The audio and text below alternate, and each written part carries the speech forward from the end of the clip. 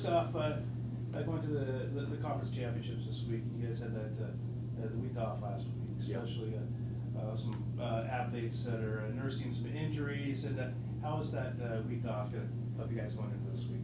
It couldn't have come at a better time.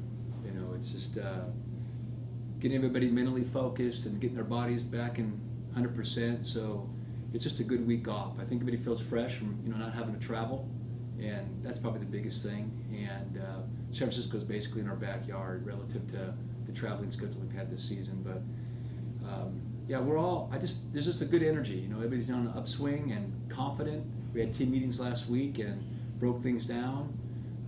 I think it's going to help some of our underclassmen who maybe haven't had a conference championship at the college level yet.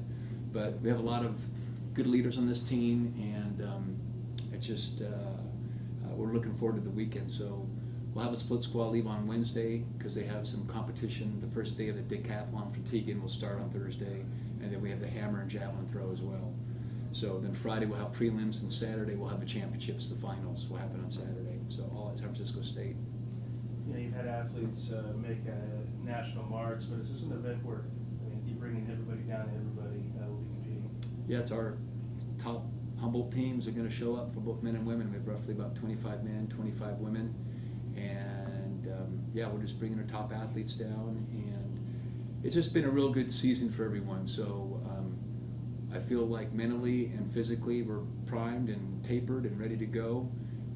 We've taken care of our injuries. We did a lot of preventative maintenance along the way to kind of get us through the season. And when I say that, just long schedule, but it's been a good schedule. It's been good to us, and just plenty of good experience on this team. And I think the younger athletes are really learning from them. So I'm really proud of our staff and our team thus far. Team-wise, how do you like your guys' chances of the meet? On the positive side.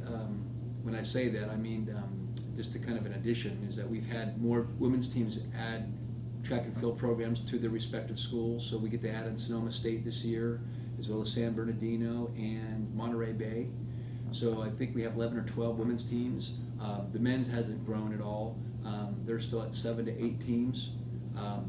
But I was looking at the heat and flight sheets yesterday for the women, and there's a lot of people. And it's great. And the men have, status quo, but roughly about 7 to 8 teams total. And still very competitive, obviously. But on the women's side, we've had a strong team all season long. And we're hoping that they can get in that top half of the conference, maybe, grab 4th or 3rd place potentially. So we're really looking forward to that. On the men's side, we don't have the depth or the...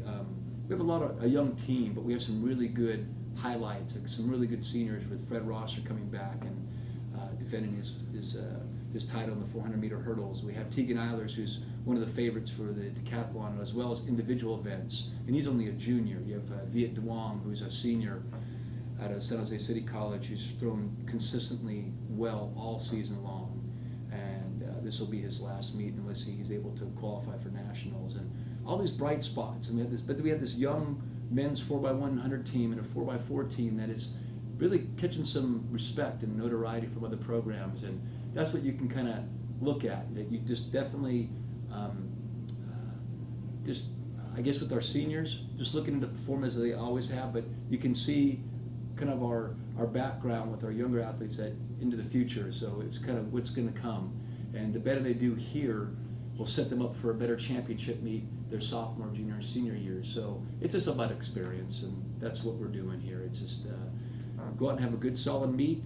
And the men's will most likely finish in the second half of the standings, but I think if we can beat 2 or 3 teams, I'd be very proud of them. And it's just what the men have done this year is it's helped us recruit for next season. We've already, between the walk-ons and the signings we've had, we're close to 30 new members on the team next year on the men's side alone. So that's going to create some great depth, and it's only because of the success we've had with the individuals on our men's team to help us recruit that strongly.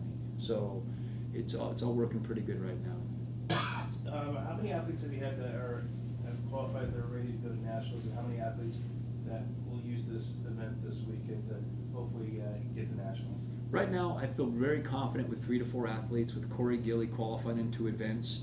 Kate Earl in the heptathlon, she looks solid as far as making it, no problem. And then you have Elizabeth Tejedes, who is ranked 16th, and she's going to have to get top 20 to really make the national championships. This will give her a good opportunity this weekend to cut her time down to make it a better mark, so she goes a little bit deeper. And then you have Tegan Eilers, who's sitting right now 10th in the country, and he's going to do the decathlon this weekend to help better his point totals. But right now we have definitely 3, maybe 4, and we're looking to add Fred Rosser between this weekend and next weekend for the last chance meet, and then Tatiana Gillick.